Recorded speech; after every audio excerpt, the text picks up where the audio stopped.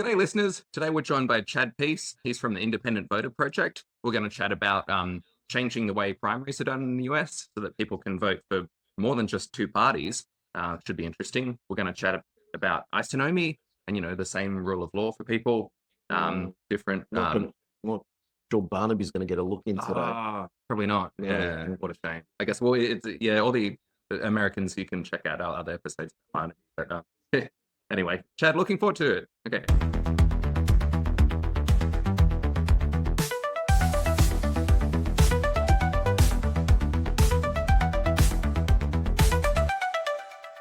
G'day, listeners. Welcome to My First Party, the podcast where we meet people at the grassroots changing politics. My name's Owen Miller. I'm a candidate for the Fusion Party. With us, as usual, Brunswick's favourite bullshit detector, Peter Cargiotis. Salute. So, Chad, thinking about, I hear Donald Trump, for instance, making a lot of noise in the US about, different changes to voters, like how they actually vote, how they get verified. There must be some countries around the world that, have a better system that could learn from, perhaps, in the US. Well, you can learn from every system. Every system's different. Our conversations here, a lot of times, we get localized conversations. We're talking about our U.S. politics. A big issue right now is voter identification when you're talking about verification. I mean, when you go out and you poll the American electorate, it's like 80% of voters want some form of voter identification, yet it doesn't get passed, especially in blue states and stuff. So you ask why that happens. I mean, you look around the world, most countries have some form of voter identification to make sure the people voting are who they say they are. Now you can have a debate about whether, there's actually enough fraud that's going to change elections or not. That's a totally different discussion. But at least as it is here in the United States, it is a big discussion. I think just as a matter, you have 80% of the public wants it. If it's going to help people have confidence in the outcome of the election, then I would support it in that regard, just because I think a lot of us in the United States are just tired of having these debates after every election of whether the legitimate person got elected or not. I wonder. So can I just qualify? So this is something I did not know. So you can rock up to vote in America and not have to show ID?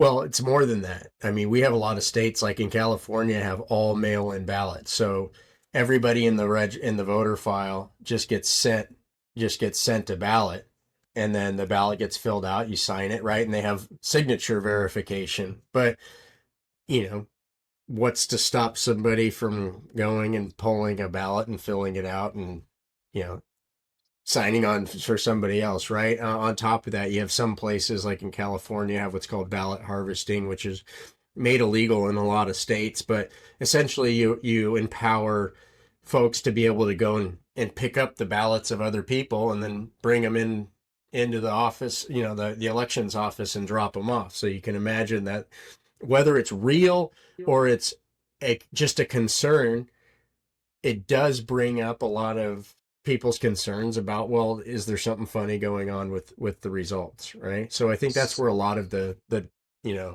chitter chatter at the top level of, oh, can we trust elections, comes from. And then obviously whoever loses the last election is the one that becomes the conspiracy theorist of the day, right? I guess I should note, so we have quite a few viewers from Australia and also the US. Our American viewers might be curious to know that also in Australia, we don't have voter verification. So the voters will say, my name is, Tom Smith. I live at 123 Fake Street. And then there'll be, the list of voters and, they get ticked off. And, if they get ticked off twice, at separate places or whatever, then, there's proof that, something bad happened. But then I guess, if it's still like if there aren't too many duplicate votes, then, the result is still declared to be valid. Yeah. So I guess we're pretty lucky in Australia that, despite there being such potential for fraud, that it never seems to play out. I guess the bigger issue seems to be, who are the candidates that we can vote for in the first place? I guess, many Australian voters get disenfranchised. They say they don't like any party. Then they still vote for the same two parties that they always do, but they complain about it. Yeah. I guess, Chad, probably similar in the US. But there's something like, yeah. So I was going to say, Chad, like there's something like now, and again, I'm not advocating for this, and based on who's saying that, you know, in America now that the talk is about nationalizing the electoral system, Mhm. you know, but I think there's something in Australia that's been going on for a long time because it is kind of there's these institutions. You have your electoral commissioners that have had these institutions running it for a long time. So there's something in that. So I'm not advocating that the Trump committee should nationalize everything now, but there seems to be quite some disparities in what goes on across America. Yeah, I mean, but in our, our Constitution is very pretty clear that the states are given broad authority for the elections, right? The time, place, and the manner of elections. It's pretty explicitly outlined in our Constitution, I think, for a reason, right? That's a way to, if you got corruption, at least it's only occurring in one state, right? You don't have somebody monopolize the entire election system. You know, who knows? For those of us who live in the United States, right? Trump has a lot of rhetoric, right? And it's like, is his real agenda to nationalize election? Is he just riling up the press and stuff like that? You know, like him or not, he strategizes, right? And he cuts deals. And, I personally don't think that there is a pathway to nationalize elections, neither legally nor politically, because I think even within his own base, right? If you really started talking about the federal government taking over elections in the United States, I think even his own base would reject that idea, right? So, um, I'm not as I don't see that happening in the United States. Now, I do see it bringing the discussion about how our elections are conducted and how we can improve them, even more to the forefront. I wonder, actually, Chad, thinking about some of the issues that your organization is focused on. I was listening to a podcast. You were talking about in primary elections where each party chooses their candidate that they're going to pitch for the main election. In these Mhm. primary elections, you were advocating for non-members of those parties to be able to vote in the primaries. It struck me as, I guess you were saying, like, the people against you were saying, Right. it's a private club, they can set their own rules. That's pretty much how I would lean as well. Are Mhm. you able to flesh out, for listeners who haven't heard about this, are you able to flesh out, why it's a good idea, why we should be doing this? Well, when you say advocate for non-members to vote in a party's primary, I ask the question the other way, right?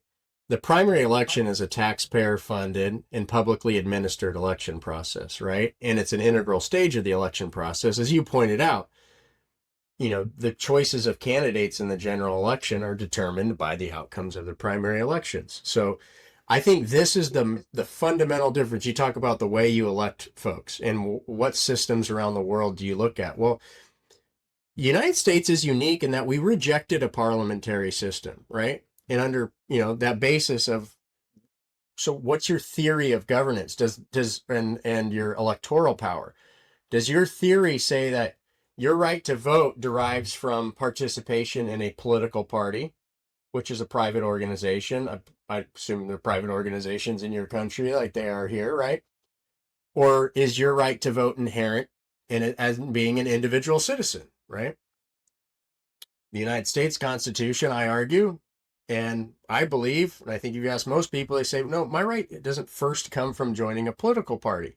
So then ask the question, can you have a first stage of an election process that says, well, no, these voters aren't allowed to participate because they've exercised their right to vote independently, and have a system that then reflects the rights of individual voters? I don't think you can do that. So if you're looking within the context of a primary election system that says we're going to have partisan based primaries, and that's the only way you can conduct it is have partisan primaries. Well, the only way to be fair is to also allow independent voters to participate. You point out, yes, that does create a conflict because, well, what about the right of the party? Which I actually believe in, right? If voters have a First Amendment right, so do political parties, right? Which is why really what we advocate for is nonpartisan primaries, where you say, look, party agnostic. Why parties can endorse, they can put their money behind, their weight behind, and then you advance candidates on a nonpartisan basis.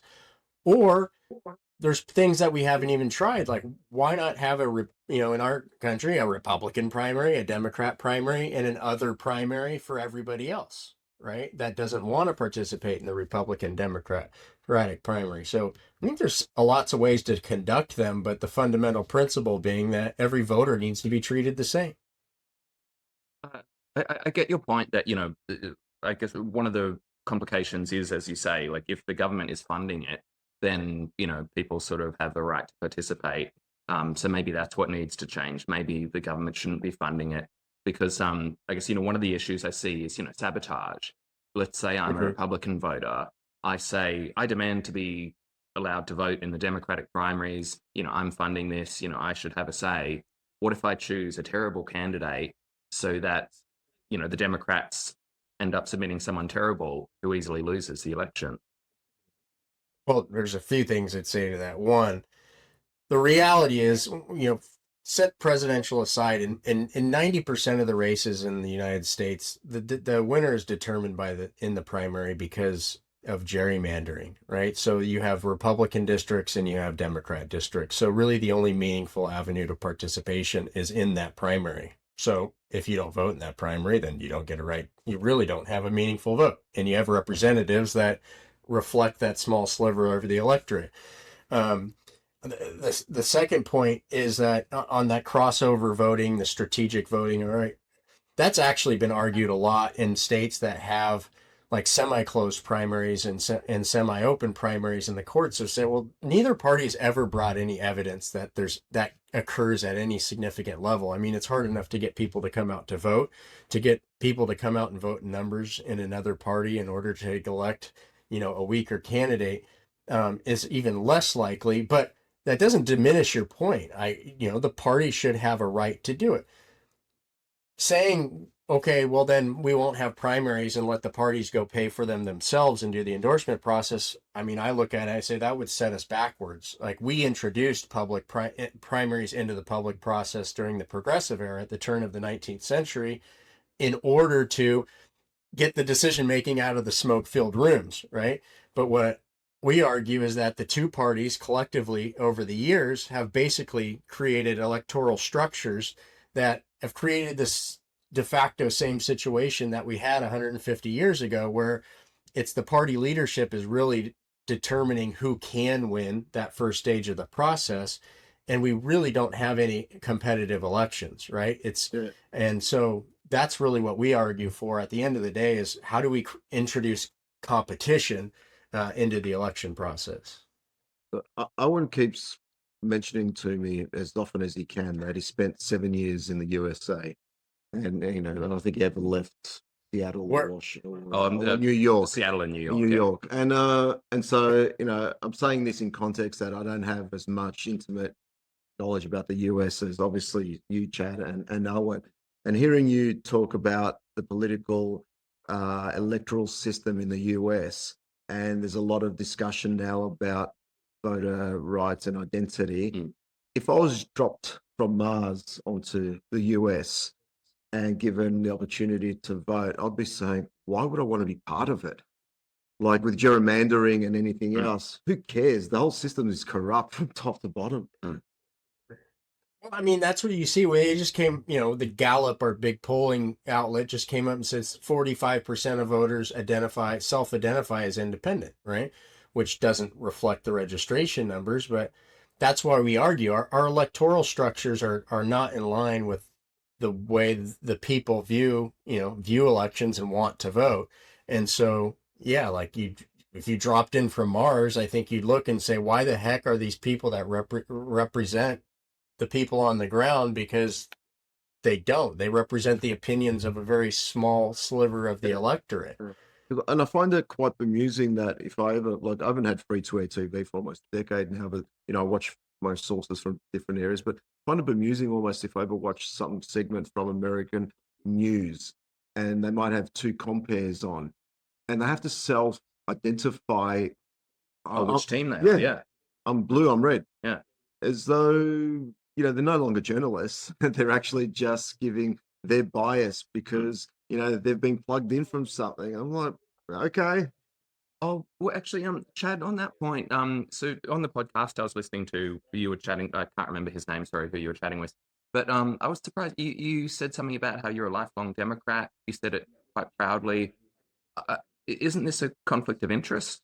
Like, representing the Independent Voter Project? Full disclosure, I'm not. My family comes from a long, my father was in the legislature for a long Oh, time. okay. He's a lifelong Democrat. I was a Democrat. I've been a no party preference voter for a long time. I also don't Oh, think there's maybe a it was the other guy. conflict. Sorry. Yeah. Yeah. I also don't see a conflict of interest between Democrats and Republicans who take the position that we do, right? Is that our position's really party agnostic. So, for example, if you take what we're saying to its logical extension, right? Every voter, regardless of party, should have an equally meaningful right to vote at every stage of the public election process, including the primary. I believe you could still end up with a two-party system, and it could still be the Republicans and it could still be the Democrats. But if they're forced to compete for the votes of everybody, I believe that actually makes the party stronger, right? So it comes to, how do you measure the power of a party? Do you measure the power and influence of a party by the number of seats you have in office, right? By that measure, the Republicans and the Democrats are doing pretty well. If you measure their power and influence by the amount of people they actually represent, I think they're doing a terrible job, right? So I think you can say, hey, I'm a Democrat. I'm frustrated. I don't think our party actually represents the totality of the electorate or even a majority of the electorate. I think we need to open up the process for people who don't have such rigid opinions as, the people who are really driving the decision making in our party. I wonder, Chad, you were saying before that what was it, 45% of people identify as independent. I Right. wonder then, so Peter, I doubt you would have heard of this. Chad, have you heard of the voting swaps? I'm interested to get Peter's analysis and what could, oh, well, maybe your analysis as well then. So the premise was, so this is in the lead up to the presidential election. The premise was, I'm going to swap my vote with someone else. So let's just say I would normally be inclined to vote Democrat. I'm going to let someone else decide how I should vote. And then, in their state, it has to be a separate state, they're going to cast the vote for me. And so, At what level was this done? Just at a like presidential, yeah. And so I guess, the question is, I guess for you guys, like, why would that be a good idea? Like, why does this organization exist? were they organising proxy votes for people? Swapping. Yeah. Yeah, I mean, I just think realistically, it's most people, when you talk about the critical mass of voters, right? They're taking their kids Oh, to anyway, football for viewers, practice. it was so that these people were claiming to be what is it, protest votes. So the idea is that they were pitching. There's like a blockchain of votes that Well, they're trying yeah. to collect and Oh, nudge an outcome. well, yeah. So the thing is, let's just say I live in California and it's a very safe Democrat state. Let's just say I want to protest vote against. Oh no, sorry. If I'm in a swing state and I would normally vote Democrat, but I want to protest vote them, but I still, prefer the Democrats to the Republicans, then I can do what I'm going to tell myself is a protest vote, and I'm going to get, someone in a safe, in California. I'm going to tell them, hey, you vote Republican in California. I'm still going to vote Democrat in like Texas or whatever swing state. So, the Democrats still win that seat, but I'm going to tell myself that it was a protest vote. Well, you could have done it in Minnesota and ice yourself out of the electoral process or something like that. But as you can see from my description, I don't think it actually is a protest vote. That's what I say. I think the more complex thing, like I said, most people are, taking their kids to work, to football practice or baseball practice and whatever it is, and getting voters to do that is difficult enough. Then to go to I suspect someone came up with a theory, got their head on some chat shows a couple of times, and it probably went nowhere. Yeah. Oh, but so Chad, to this point, how come we don't see actual protest votes? How come everybody still seems to vote Democrat or Republican? How come nobody does vote for an alternative option? I mean, some folks do. And the problem is about getting critical mass is how do you what's the meaningfulness of your vote, right? Is that, at the end of the day, why are people going to go up? I mean, you look at it, there's several, lots of people vote third party. I raised a bunch of money, full disclosure. I mean, I make a living doing consulting, and I wrote a bunch of emails and did fundraising for Gary Johnson's Libertarian campaign several years ago. Raised a lot of money.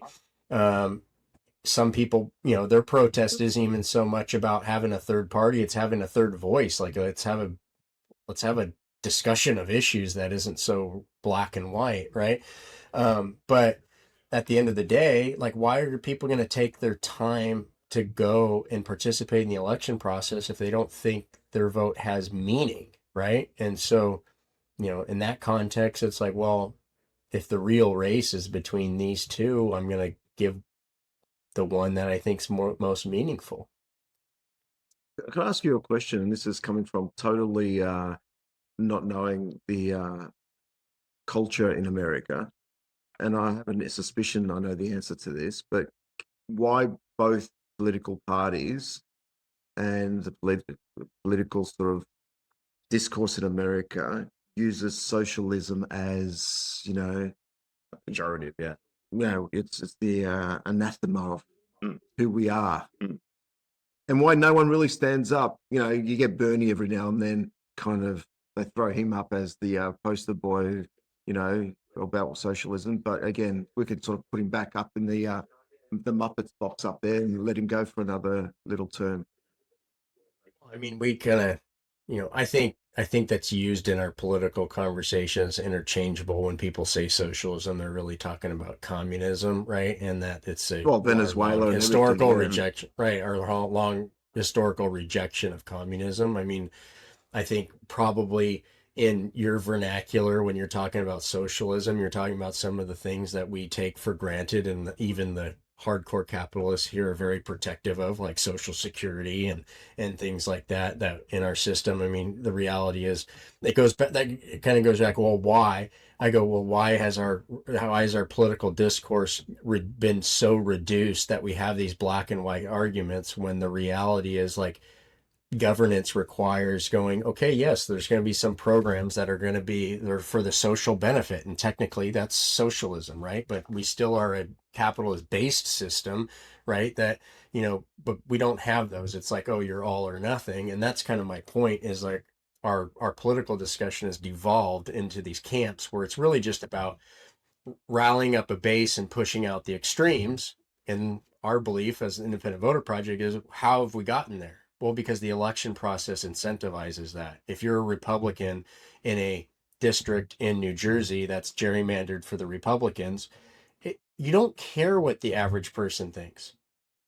It's not in your interest to say something the average person thinks, because the average person isn't participating in your primary election, and that's when you get elected. I guess my question is also about, why aren't independents standing up to then say, okay, I may not walk around with the hammer and sickle, but I need to actually change the language to say, well, yeah, we do have socialism in its form, where we're giving grants to Elon Musk to put rockets up into space, right? So we do give public money. It's just, where do you have the discretion to give the money, and what society do we want to have? And where are these independents? So then the voices rise beneath that. So to your point, you made that the conversation you had about journalists literally wearing team jerseys, right? So in order to change the vernacular, to overcome the the political parties themselves, the journalists that cover them, right, to overcome the vernacular, that's the stage that's been set, so to speak, by the political operatives, right? And then you compound that with, there's no, what vehicle does an independent have in order to go even try to combat and change that vernacular? Like, maybe you can at your dinner table, but on a nationwide level, right? We kind of just resigned to the fact that when you mention socialism within a context of an American political argument, like, it's going to be treated the same as communism. Like, I'm saying it's right. That's just kind of the way it is right now, right? But it is like exactly like communism, i.e.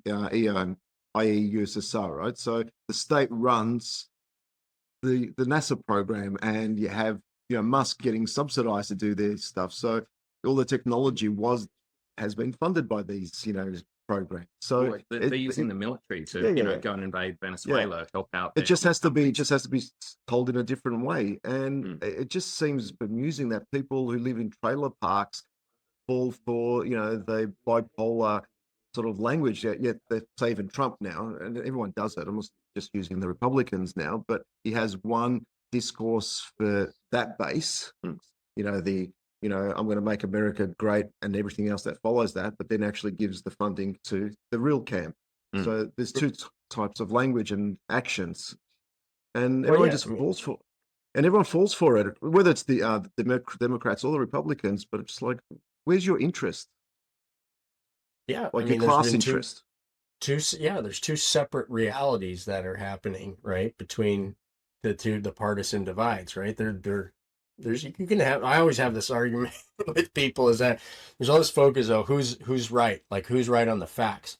I mean, what's actually more important is the narrative, right? And I think that both of the real political operatives understand that if you can align the facts in different ways, right, and selectively choose which facts you're putting forward and removing, right, in order to give people a totally different perspective of the world, right? And the unfortunate thing is, right, you have people arguing they're arguing over things that they have totally different sets of realities, and so how do you reconcile them? You can't. Right? Which is why, I think things get magnified, and our work is trying to focus on how do you incentivize a conversation that has us starting to realign our perspectives into a single reality, rather than two totally distinct realities that we have right now. Actually, Chad, on that point, we were saying before about how the journalists are identifying themselves on teams. I would agree with you that when we talk about, gerrymandering, for instance, yes, it's a big issue, but I see an even bigger issue, the breakdown of the fourth estate journalism. I mean, I was blown away when in the lead up to your presidential election, the recent one, there was controversy about how the Washington Post, who's that guy? The Amazon guy. Bezos. Yeah, when Jeff Bezos's newspaper, they said they weren't going to endorse a presidential candidate. And I thought, like, what? They normally choose sides? They normally endorse a presidential candidate? Forever. Yeah, it blew my mind. I found that just absurd. And, the fact that it was controversial. What, then a newspaper isn't going to take sides in the news? Well, Taylor Swift even did so. And then, you see as well, like, outrageous, controversies, from both major parties. I mean, for instance, Nancy Pelosi, her net worth grows faster than Warren Buffett, Ilhan Omar, and then, you see like all the Republicans getting caught up in the Jeffrey Epstein stuff. I consider both these parties to be absolutely unelectable.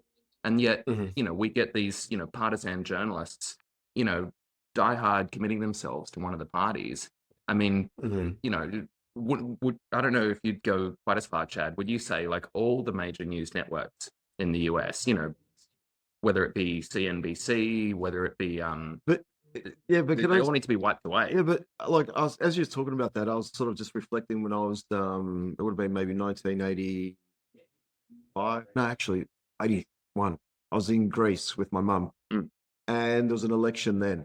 And what you're describing was how Greece was and is, right? Oh, okay. And there were papers that are just for whether it's the communist one, the far right, the PASOK party, which was kind of left the screen that just came at the time. And you had your other media channels that were specifically just for that. And this is how politics has been done all over the world for a long time. Obviously, very much influenced by the US since, World War II, and what they've been put in place. It's just now being reflected in America and happening in Australia too. Oh, well, I guess, Chad, are you familiar? But our American viewers might not be aware. So there's the Australian Broadcasting Corporation. They're funded by the government, but they're meant to be independent. And, that they're meant to give impartial news on radio, TV. So I think, like, as much as I dislike it at the moment, they have historically done a pretty good job of keeping somewhat neutral news. My biggest complaint is that they endorse the two-party system. They word it. They get funded by the government. in their reports, they word it as though minor parties like Fusion don't even exist, let alone deserve a vote. Right. But it does seem a step up from the New York Times, all that sort of ultra partisan stuff. Yeah. But Chad, do you have much hope? I mean, like podcasts, for instance, more independent media, like that's a step in the right direction, isn't it? Well, I mean, I actually do have. I have a lot of hope, and I think a lot of that is the decentralization of media, right? And I think part of what you're seeing is that the old institutions hanging on to the control, right? And what did they do? They closed their ranks, right? And they stifle competition. But at some point, you can be a pessimist and say, it's never going to happen. We're going to be ruled by the dictators and the extremes, or be an optimist and say, okay, I think the American electorate and really the world electorate is kind of waking up to the game, but it's a matter of time before, they go and reform the system, right? So that it can be more reflective, right? Our goal at Independent Voter Project is to eventually folks to understand that the structures of the election system are what create the type of representation you have. We're getting prepared to, our organization authored California's election system, which fundamentally changed the system from one based on parties to one that's based in a nonpartisan form, right? And we advanced just two candidates regardless of party. Now, there's a lot of third parties and stuff that took offense to that, because they're like, you're insulating the two parties by creating a top two primary, because only the two major parties could ever advance into a general election under that system. So that's actually one of the negative consequences we don't like about the system either, but the fundamental change in the election process to say, no, this process serves voters, not political parties, was the critical one. But now that's why our focus is, okay, now let's move it from a top two system where two candidates advance, and let's advance 5 candidates, right? And then rank them in the general election so that we can expand the debate. But we got to maintain the nonpartisan nature of the system at its core. And we have had states like Alaska in the United States that has adopted this very kind of system, right? Where it's not a partisan base, but they advance 4 candidates out of their elections and then they rank them in the general. And what's ironic is that's a majority Republican state that adopted a form of ranked choice voting, which President Donald Trump has said is a big threat to democracy and is going to destroy the world, right? So I think these reforms truly are nonpartisan, and that's kind of our ray of hope to get out of this, bipartisan nightmare we have right now. Oh, so Chad, can you clarify? Sorry, you're saying in the California one, sorry, that there are 2 primary races, Democrat and Republican, and so how would an actually independent candidate go about competing then in the election? So I'll give you an elevator summary of the history, because I realized, I didn't clarify it. Prior, in 1996, California had an open primary that, like you were mentioning at the beginning of the podcast, independents could vote in whichever primary they wanted, right? That was taken to the Supreme Court by the Democratic Party. Now, ironically, it was the Republican Party, not ironically, if you understand why, the Republican Party's attorney literally argued the case. They were on the same side as the Democratic Party. The court ruled you can't do that, California, because the parties have their First Amendment rights. As you pointed out, parties have their rights too. The dissenting opinion in that case was Justice Scalia, who is considered a pretty far right judge, the former, Supreme Court justice. And he said, California, if you want to have a primary election that serves everybody, here's how you do it. You have a nonpartisan primary. Now, what does that mean? We don't have a partisan primary that elects a nominee of a Democratic Party or a nominee of a Republican Party. We have a primary that's party and voter agnostic. So any candidate can participate. You can say, my party preference is Democrat, and I'm a candidate that prefers the Democratic Party. I'm an independent. I'm a third party. Right. It's agnostic. Same with the voters. So when the voters go to vote, they choose one. And then the top 2, regardless of party, go on to the general election. So you could have two Democrats advance, you could have two Republicans advance, you could have a Democrat and a Green Party or anything advance. It's agnostic to the party. Does that make sense? Wait, so sorry, are you saying if I'm a Democrat candidate, I can come along to the Republican primary and say I want to participate in your primary as a candidate? You have to. Okay, sorry. Yeah, can you No, there clarify? is no party primary. There is no. They eliminated. So as far as the state of California is concerned, parties can have their nomination process. They can choose who they're going to put their money behind and they're going to endorse. That's a separate private process. But in terms of the state administration, where the state's sending out their ballots and administrating the primary election, there is no party primary. Parties don't elect. Okay, if you don't want to call it a party primary, sure, but you're saying there is still a primary. It's called a nonpartisan primary, and it's a voter nominated primary rather than a Yeah, party sure. nominated primary. But so that cuts it down from say 5 candidates to 1 candidate, and No, what to we're 2. going to have. Yeah. Oh, I see. Okay. Yeah. And then I guess there's okay. So there's so So I guess some like an independent candidate could participate in this. same as And they do. yeah. They do. If you're an Okay. independent, you participate, right? And that's my point, is that everybody's it's agnostic. It doesn't the rules are the same whether you're a Democrat, an independent, a Yeah. Republican, a third party, right?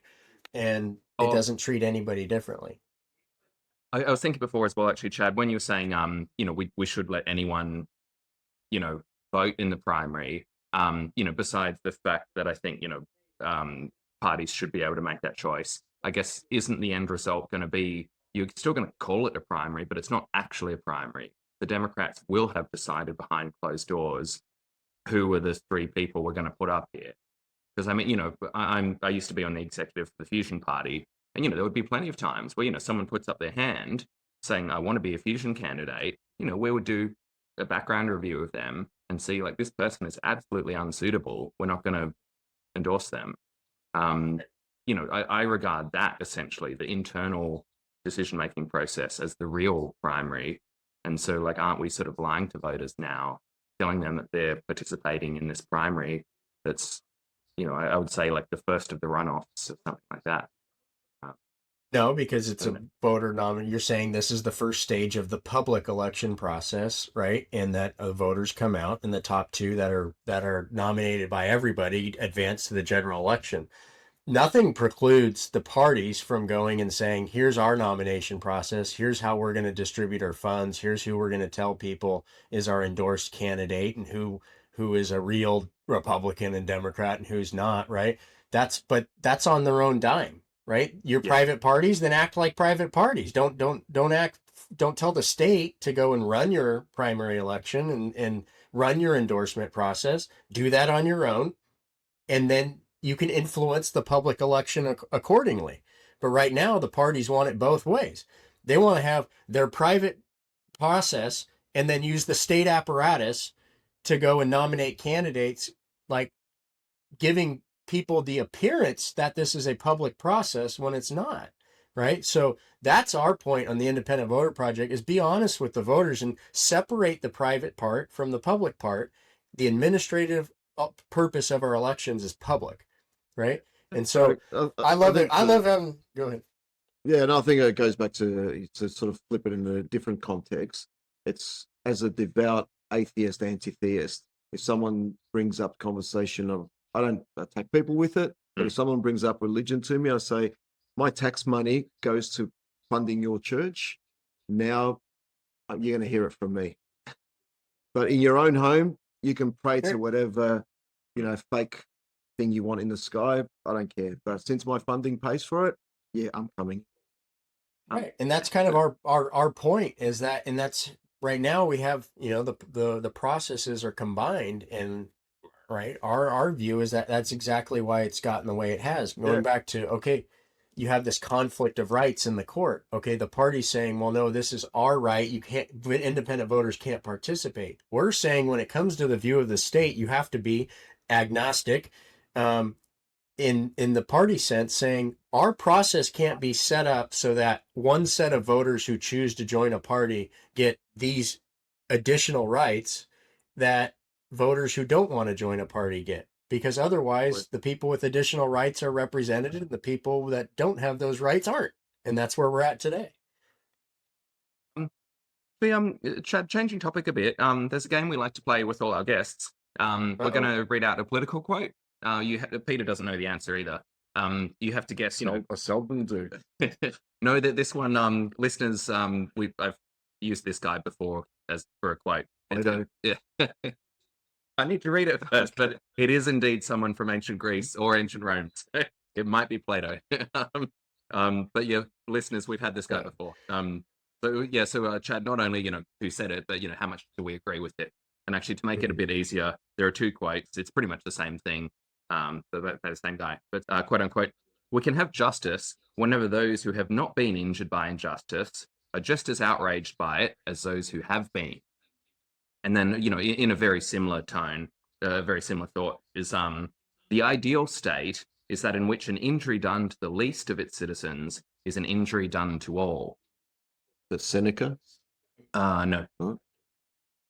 Well, you told me it's from ancient Greece, so maybe it's I don't know, Socrates or some. You said, But yeah, so it was Solon, the lawgiver. We were chatting about him with on our episode with Drew, the Fusion president. Yeah. And it's very right in line with the words of Martin Luther King, right? I guess so, yeah. So, but yeah, I think that is the core of justice, right? And that's right now. You put it in terms of voting rights, like that's what we're kind of saying is like you have people's rights that are, and until we get Democrats and Republicans to also see that the rights of voters who are not part of their party is creating an injustice, then we won't have a really representative process. I don't know, maybe that was too much of a stretch combining that together. Oh no, I definitely agree with that. And then I actually so when we brought it up with Drew, we were talking about Chad, have you heard of the concept of isonomy? Some people say it's even more important than democracy. It's the concept that everybody gets ruled by the same rules. So the quote we were chatting about with Drew was that laws are like a spider's web. If some poor weak creature gets entangled in them, they die, versus a sufficiently large, powerful creature can just break through. Yeah. And so, so when we reflect on this notion that, injustice to the least of its citizens, if that is indeed as important as an injury to the most powerful of citizens, then I guess we can say that we have isonomy, the same rules for everybody. But I guess, American listeners listening now, do you feel that you have isonomy? Do you feel that the rich are playing by the same set of rules that you are? Chad, do you I think that's a loaded question, right? I mean, I think we all know, there's advantages of being hyper wealthy and politically connected, and that it's not, fairness is not ubiquitous. So, of course not. I mean, we have systemic it's issues. absurd that we're living in the age of so much information and everything, and we've got these Epstein files being released and doctored, and it is, and it was just we'll throw Prince Andrew under the bus and Fergie a little bit, and we'll talk about them, and is he comfortable in his new mansion or not? And new revelations about did they email them? Like, have you seen what's written in these? And why is their name redacted under what's written there? Who is this person that wrote that? Well, exactly. They're protecting the perpetrator. It's like it says, yes, I like that. Thank you. Delicious young 9-year-old boy. And you've redacted the name. Who are you protecting? Right. My point is, like, what society are we living in where we're saying, okay, who's Taylor Swift going out with? What the fuck? Oh, I guess, thankfully, Peter and I, quite a few of our friends, like they pay attention to politics. But I don't know, Chad, when I was in the US, I got the impression that, Americans are much more reluctant to talk about politics than in Australia. I guess because it's become so divisive for you guys. You've narrowed down to just two parties. You have optional voting. Those are the differences that I see. I don't know, like, Chad, do you have, plenty of political friends?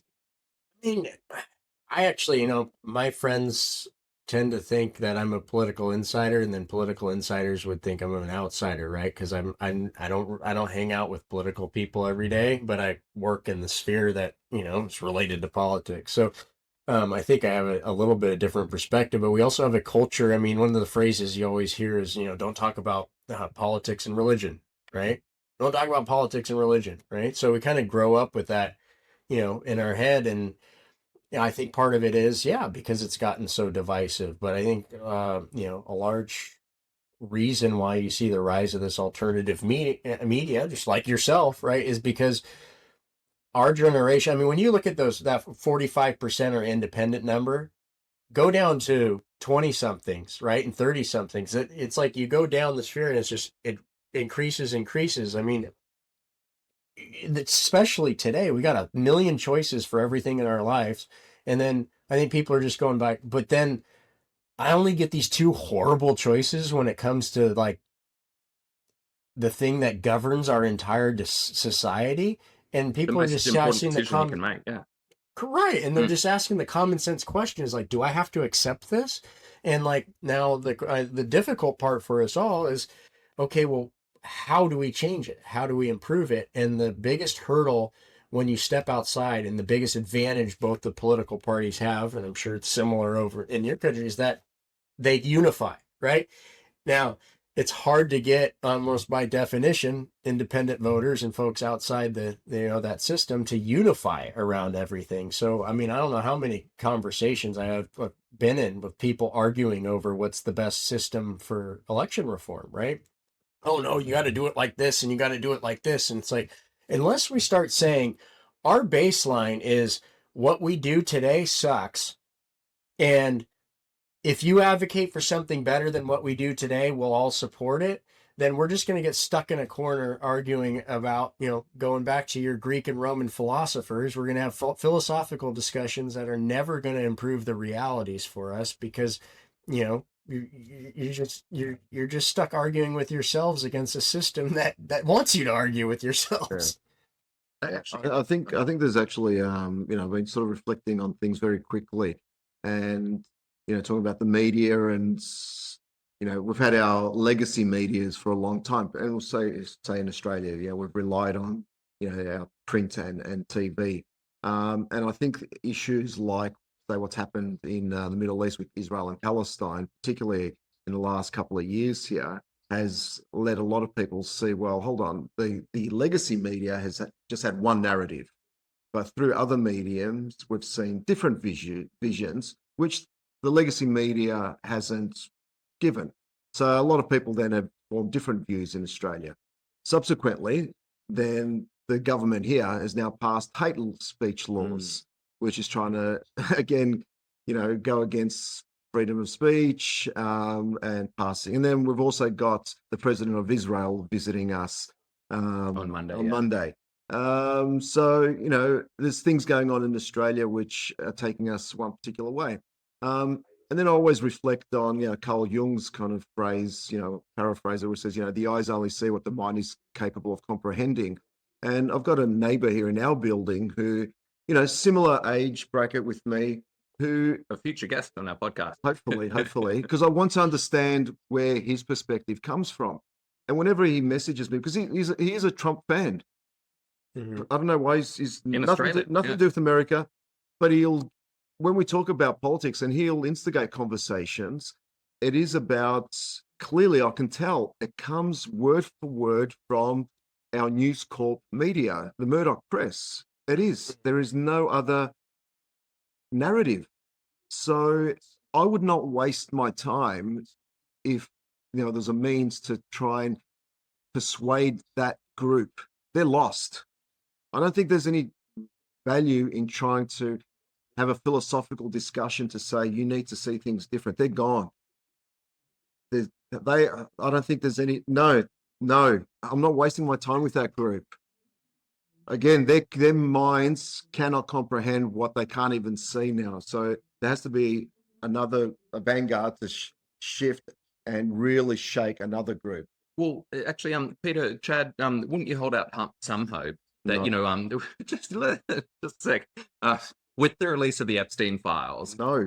no, hang on, with the release of the Epstein files, I see that as a big wake up call. Like, there's been all this lying to us, for decades. That like this this powerful cult essentially is running the world, how could we be so stupid not to notice it? Wouldn't it make, the hardcore like Fox News, News Corp people, wouldn't it make them question their beliefs? Like, have I been misled for decades? What's my solution to avoid being misled? But, Well, you've had Assuming that people from News Corp aren't involved in it too. no, the listeners. Well, I mean, you're talking about this people, has been going on. The point you've been talking about this has been going on for decades and decades. I mean, Donald Trump didn't even get involved in politics until he ran for president in 2016, right? So certainly this isn't, didn't derive from him and him alone, right? Is that there's something that's more there's a more common trope, right? And if it goes back to if you believe, and why I don't agree, I don't think you give up on people, because I think the reason you say if you believe that those opinions are formed in that way because that person genuinely believes that that's what's best for society and that's what's best for moving society forward, because of what you can disagree with the perspective and the frame of that they have, but if it derives because they think they're genuinely doing good, which is what I believe, rightly or wrongly, that most Democrats, most Republicans, most independents, they want what they believe to be good for themselves and for the world, right? There are evil people, of course. We're all not naive, right? But if you believe that, oh, this is a good person, but I just can't understand why they take those perspectives, right? Then I think there's optimism to say, yes, we can get them to align. And it goes back to the question we had about realities, that they must be living in a totally different reality than us. How do we get to a place where we're talking about the same reality again? And I don't think we can start getting there, right, until you break down those divides. If News Corp has an interest in creating a reality for a large group of people that looks like this, and then you have news on the other side that says, no, reality looks like this. And right. And they believe that. But like what you're saying is like, really reality is more like this. Right. So, and that's what. Well, yeah, actually, so Trump seems, prepared to, use that sort of reality distortion field for his own benefit. And then, Peter, we've been chatting about how, I seriously think Trump is going to try to carry out a coup to overturn the upcoming midterm elections at the end of the year in the US. I guess, am I right to be so worried about that? I mean, Chad, do you see it? The melody will kick in before then, but I mean, I don't know, maybe some people think, I don't think, I think that's more of a hyperbole, but like going back to, we were talking about who runs the election process. It's, the states are really governed by it. And then you have to have confidence too, that most Republicans that are in position of power, they're not going to, especially when it comes to the election process, will he exert his influence in some places and not, and probably go too far? Yes. But in terms of like a coup where he, you have this discussion, is he going to cancel elections and, take over? I don't have I wouldn't be that avert, surely. Right. But, if we're talking about, like nationalizing elections, he's already trying to do it. You're he's saying trying it to, sort of can't happen legally. I don't know. Like, he's is not, that really going to I really- mean, nationalizing elections, like, one is what is he saying in terms of like implying voter ID and stuff? There's some things there that he could do, but in terms, like, if you take the nationalizing elections where, you have the federal bureaucrats really conducting your election, counting votes and telling you when and where you're going to vote, I think that is not going to happen. I think there's a extraordinarily, approaching 0% chance that's going to happen, just because it's so embedded in our Constitution, our history, that the states are really in control of our election process, and that the federal government has a very extraordinarily limited role. Fair enough. Okay. Hey, so Chad, if viewers want to get more involved in the Independent Voter Project, do you have like lots of volunteers? Like, what do they typically do? So I would recommend, if you want to volunteer on the ground, there's organizations like Open Primaries who's pushing for open primaries in a lot of different states. We do have some efforts. We're based here in California, so we have some reform efforts here locally, but we're more involved in, producing news coverage on these types of efforts at ivn.us. We have a pretty robust Facebook and Instagram handle at Independent Voter. So getting involved there.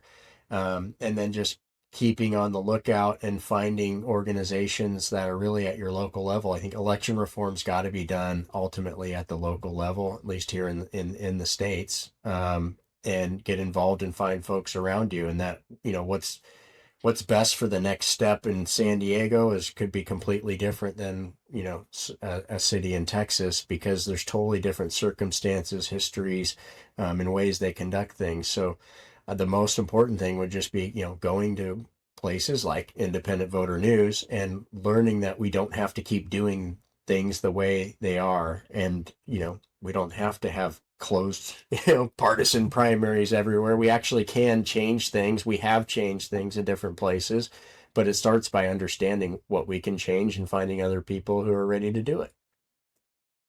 Actually, Chad, I would add to your point in terms of people understanding what we can change. It's a shame that like in Australia as well. Like, sure, many people would agree that we have a better system than the US, but why is that? I would argue it's mainly because of luck. So for preferential voting, for instance, Tasmania was the first to use it for a government election back when they were still a colony. Before Australia was federated. We're very lucky that Australia was formed when it did. That we got sort of all the benefit. We managed when the laws that went into creating Australia, we managed to learn from the mistakes of everyone else. And so, there have been learning since. I definitely feel that Australia's voting could be improved further. But, we should be pretty grateful that we have a system where we can pick out the two major parties if people finally decide that's going to benefit us. Yeah. So, but yeah, so Chad, what do you reckon? If people are, signed up to your newsletters and everything, what do you reckon? What's going to be the next big good news story?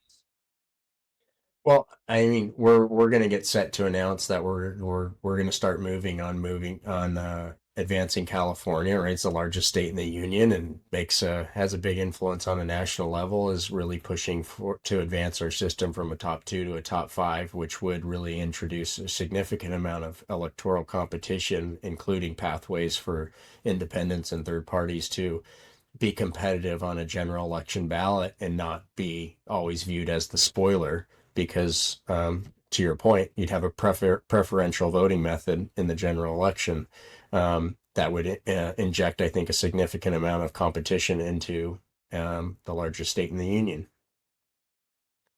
Okay, great. Well, so Chad, we can't chat all day, but thanks a lot for joining us. And yeah, viewers, I recommend checking out the Independent Voter Project. Yeah. Thanks, Chad. Thanks, Chad. Bye. Thanks for having me. Bye, Chad.